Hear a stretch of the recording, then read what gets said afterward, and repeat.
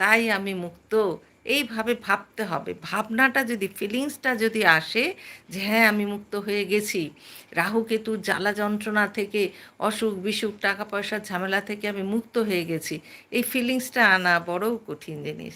তাই অনেকেই fed up হয়ে যায়, বলে দূর, প্রদীপ তো জ্বালালাম, কই কিছুই তো হলো না, কই স্বস্তিক তো আঁকলাম, কই কিছু তো হলো না, না কিছুই তো হবে না। কেন হবে? কেন হবে? এ কি জাদুমন্ত্র নাকি? আগে ফিলিংসের ভেতরে আনতে হবে, অনুভবের মধ্যে আনতে হবে, অনুভব করতে হবে যে উনি একজন আছেন এবং উনি আমাকে নিমেষে মুক্ত করে দিয়েছেন। আমি মুক্ত হয়ে গেছি, আমি মুক্ত হয়ে গেছি। আমার আর বাড়িতে কোনো অসুখ বিসুখের ঝামেলা নেই, সত্যি ঝামেলা নেই, বাবা কি বাঁচলাম, আমি লোন ধারের হাত থেকে বেঁচে গেছি। এই ফিলিংসটা যদি আনা যায়, এভাবে 90 দিন যদি ফিলিংসের মধ্যে থাকা যায়, আমি চ্যালেঞ্জ যে এই অবস্থা থেকে মুক্তি ঘটবেই ঘটবে।